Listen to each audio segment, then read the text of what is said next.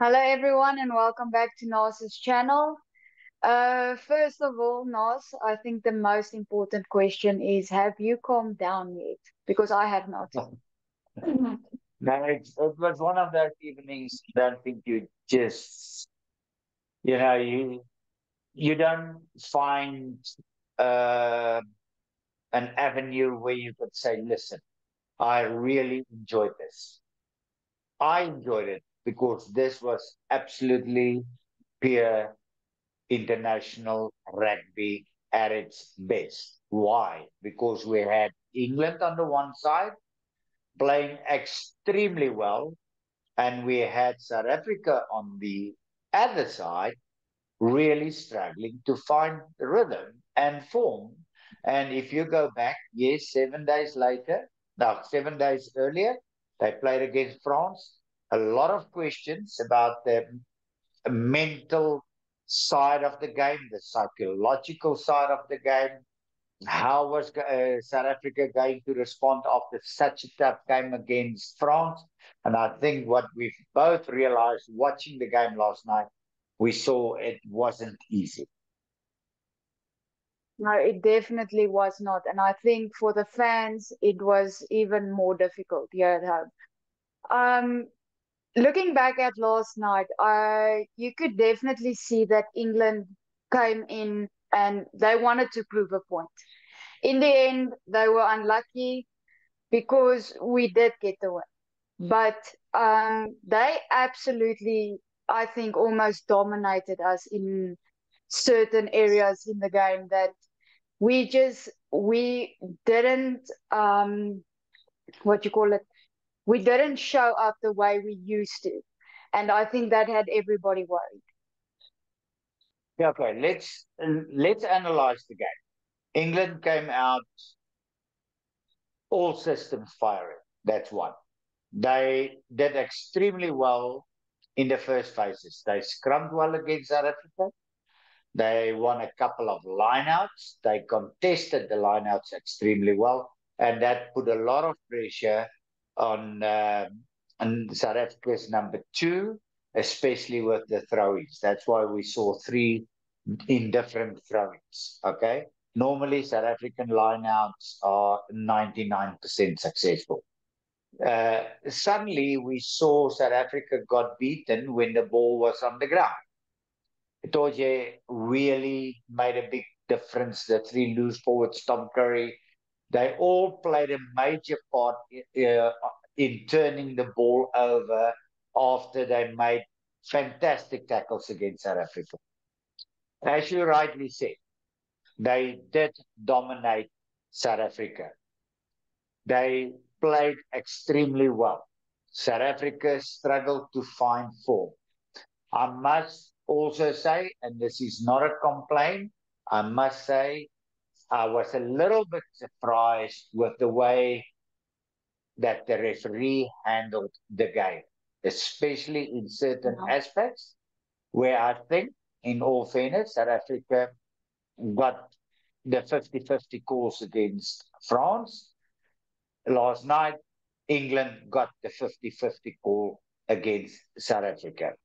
But, and I want to stress this, a game is 80 minutes. You have to compete and play for 80 minutes. If it was 75 minutes, it was an England win. But unfortunately for England, because you've got to give them a lot of credit for the way they played. But then, with all that being said, you've got to give a lot of credit to a South African team, a coaching staff, because I did feel at one stage there was a little bit of panic in the camp because of the way England played, the way they put South Africa under pressure. But at the end, what happened? South Africa brought on their reserves, made a major change. Kwagga did extremely well. RT Snyman did extremely well. Ox, unbelievable game. Pollard, And this is the one thing I would like to talk to just quickly about Pollard replacing Lebok after about 30 minutes. I had a couple of times in studio where I asked the question, if it's not my evening, okay, it's not my evening, it's not my game. I'm struggling. Everybody can see it. And I don't think Mane actually played that badly. I just don't think he controlled the game under extremely difficult weather conditions and extremely pressure from the England side. Okay. And I've asked the question a number of times. I said, why don't coaches, if they see there's a problem after 20, 25 minutes, why don't they just make a change? I've Yeah. never seen it before. I've actually done it while coaching in India. That's why, but on the international stage, I've never seen it before. They always wait at least half time, uh, 15, 10, 15, 20 minutes after half time to make that call. Last night, they put Pollard on after 30 minutes, and at the end, it did make a major impact. I don't think Mane must read into this. He had a terrible night. That's definitely not that.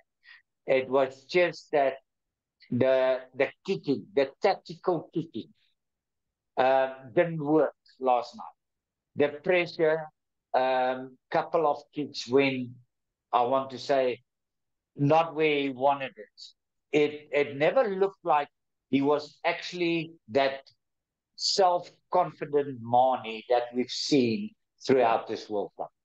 And the call came early, and I must absolutely give credit to the coaching staff to make that call because that did make a big difference for South Africa.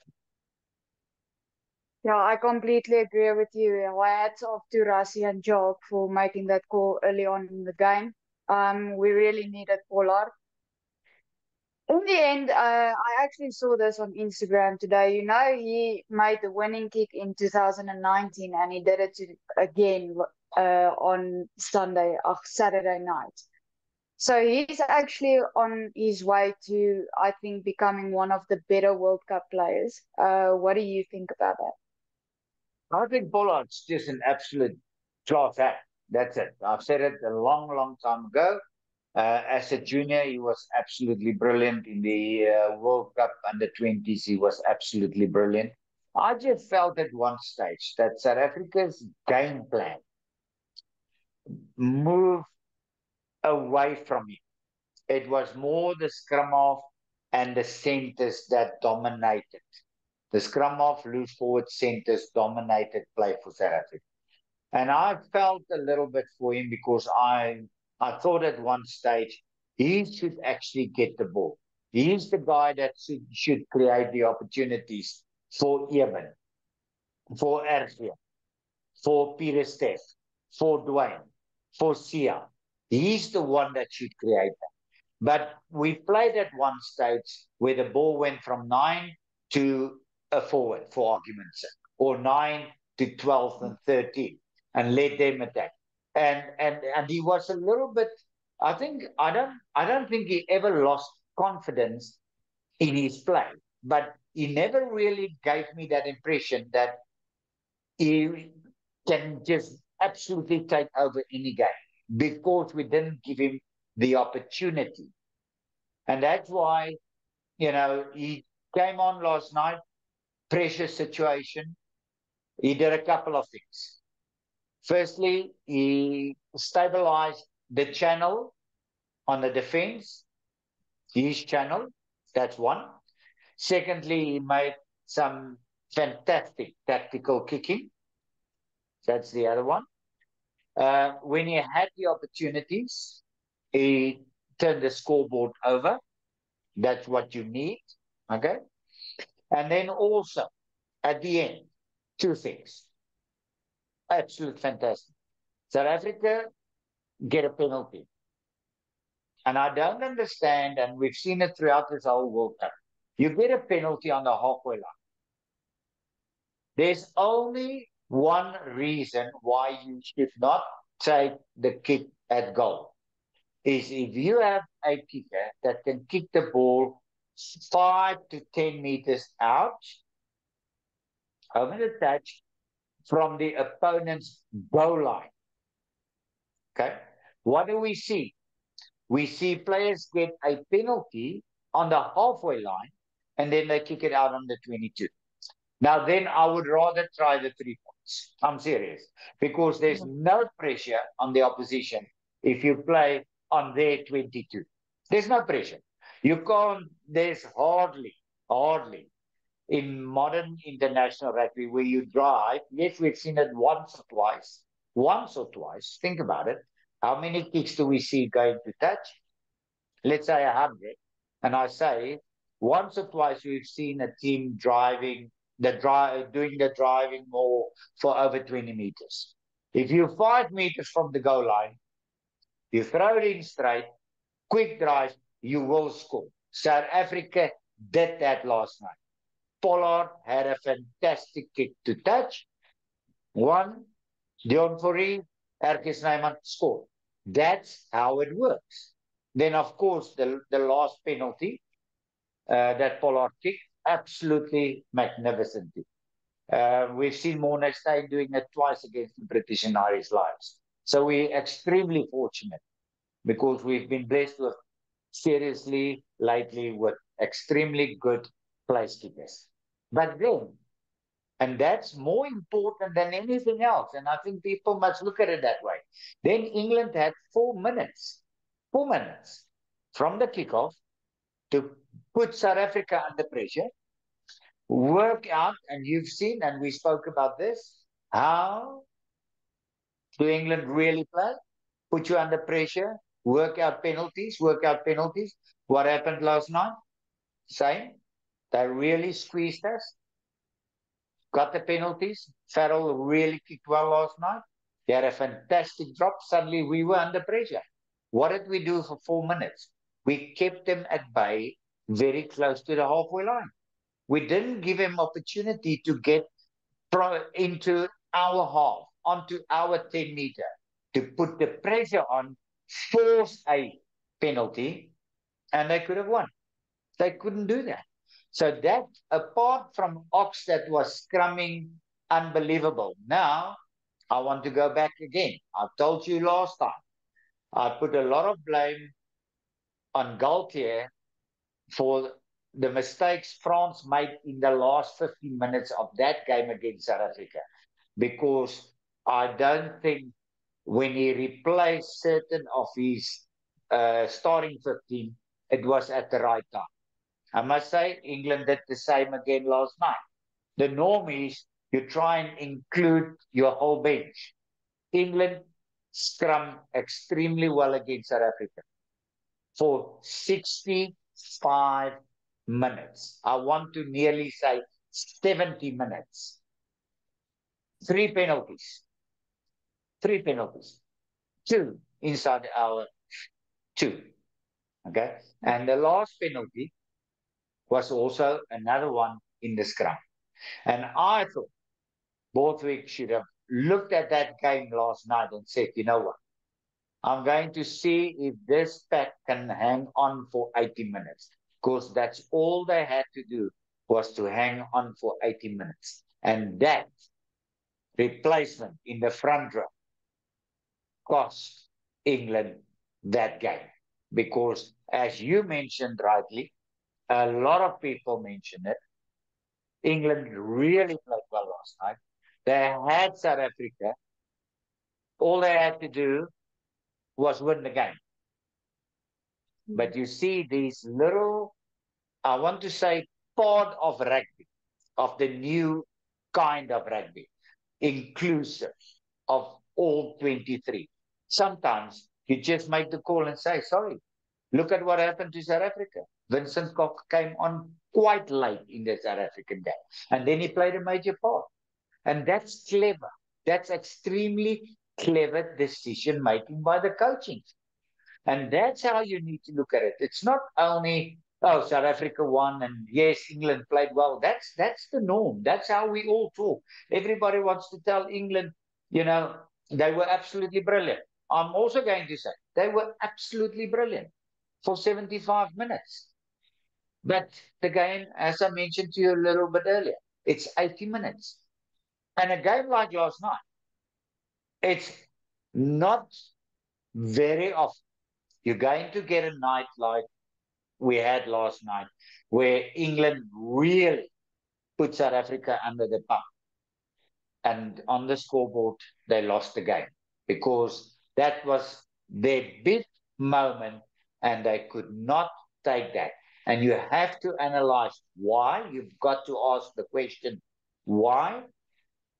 And that's the question. So the answer is they couldn't scrum South Africa in the last 15 minutes.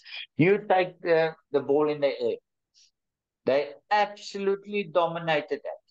They killed South Africa. Stewart at fullback. It was one. He must have been extremely close to be man of the match. He was absolutely brilliant.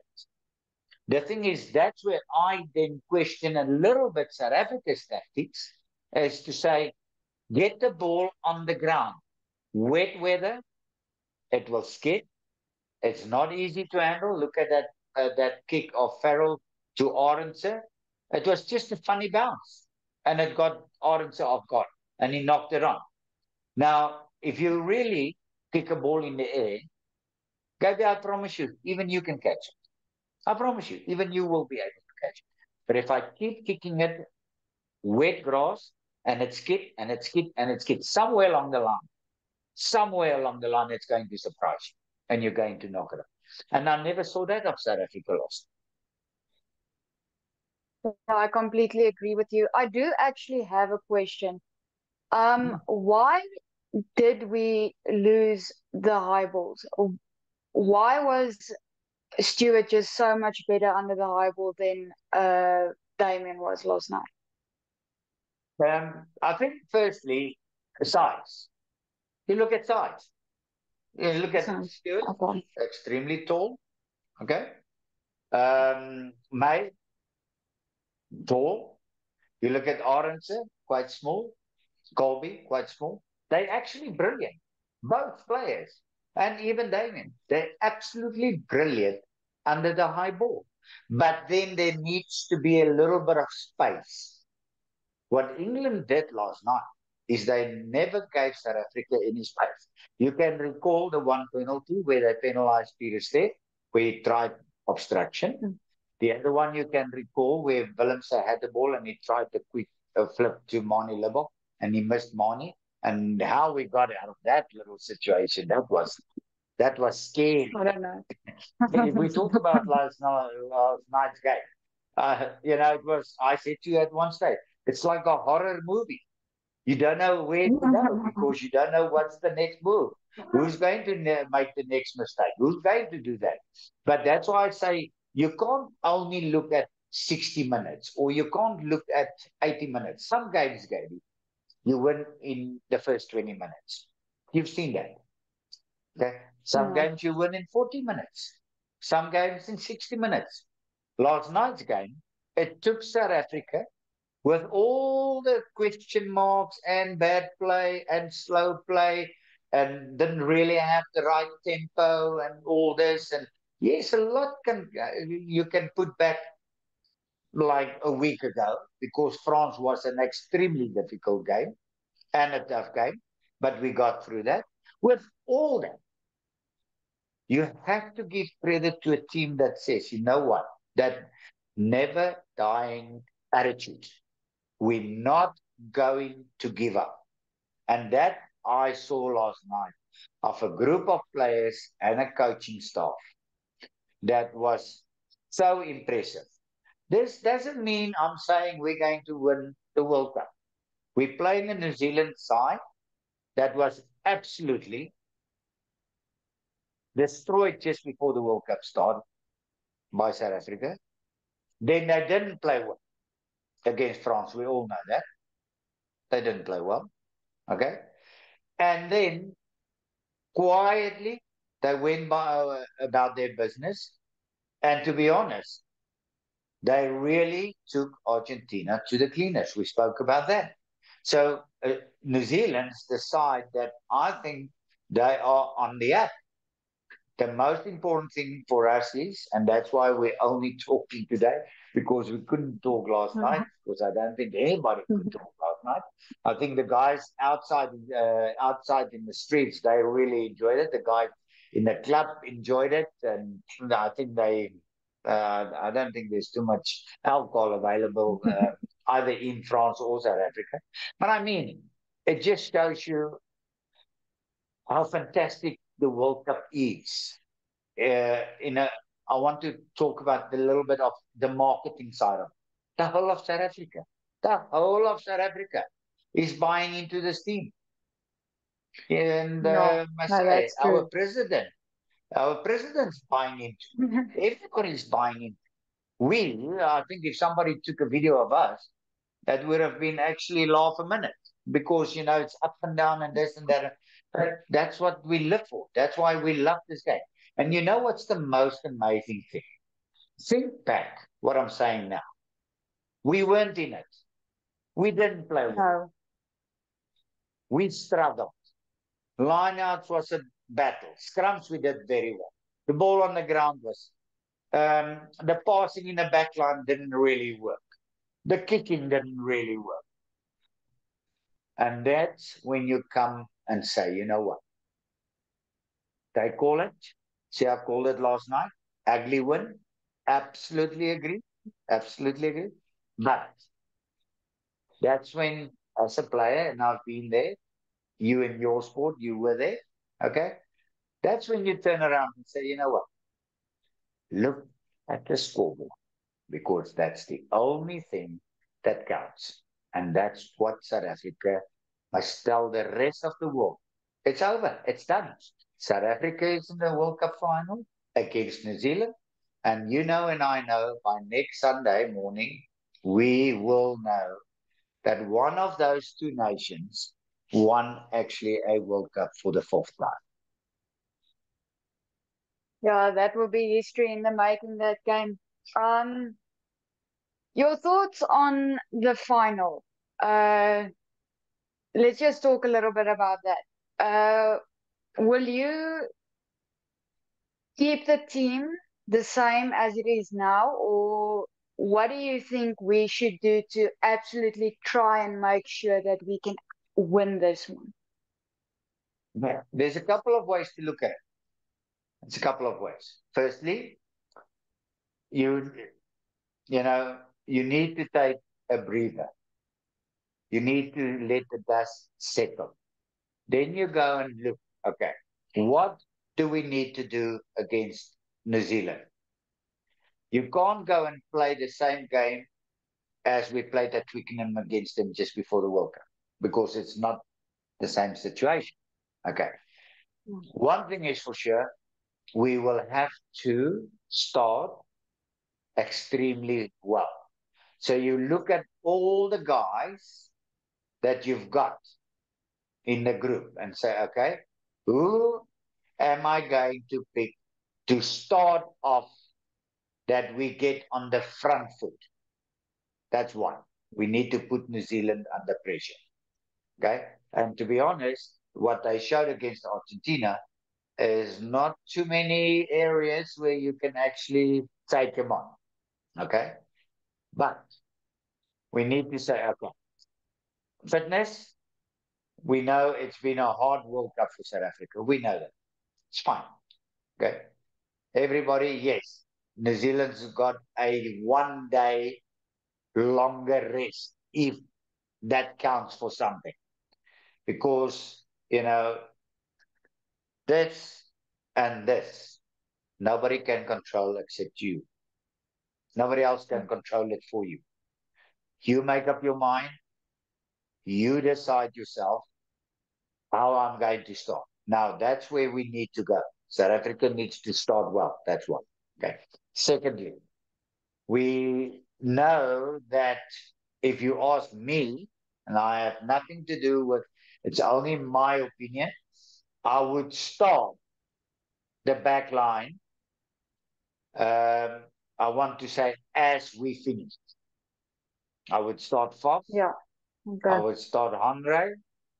I will keep the two centers because I know last night was a difficult night, but you have to take weather conditions in the equation, if I can put it that way.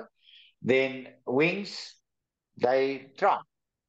It wasn't a night for wings to score. Okay, it wasn't one of those nights, and I would put Villiers at fullback.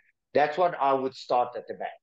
Okay, then the forwards, we did, apart from a couple of throw-ins in the lineups. Okay, we did well. We have to think who's going to assist Dwayne with the ball on the ground. That's where Marx played a major, major part for South Africa. He was like an extra loose forward. We don't have that now. That's the one player when he got injured, we spoke about that, is that's going to be a big miss. But yes, we've got quality players in the group, so we need to figure out, okay, New Zealand, I think New Zealand's going to have the attitude, they're not going to change their game against South Africa. They're not suddenly going to just kick up and unders or whatever. They believe they can score tries. They believe that. And I think that's the way they're going to play. What I would like to say about us is we also know we can score tries. We scored some brilliant tries during this World Definitely. Cup. But then everything else worked for us. The scrum worked, the lineouts worked. Our kickoffs, I thought last night, was also not 100%, not like all the other games. It's like we were a little bit slow last night. Okay. And that's what I would like to say at the end. It's it's a little bit, hey, come on, get this right. So I think this week there's no more physical stuff that's going to make you better. There's no more fitness that's going to make you fitter than last week. There's nothing. Skill, you've got it. That's why you had the World Cup. It's about the psychological side of every single player. Every player in that group, everyone must have it in his mind.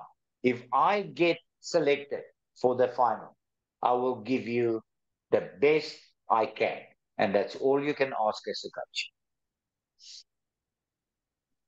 Honestly believe that we actually can win this thing. But we will not know until next Saturday. So okay, we're not definitely not doing predictions again tonight. We're Yeah. not doing that. Hey, we got it Um, right. South Africa winning, but not by 12 no, we points. won't. We were only 11 points out. Okay, excuse me. No, they gave us 12 heart attacks. That's what happened. Yeah, yeah, Okay, but thank you very much, Nas. And then we will speak again after the World Cup final. absolutely. Thank you. Okay.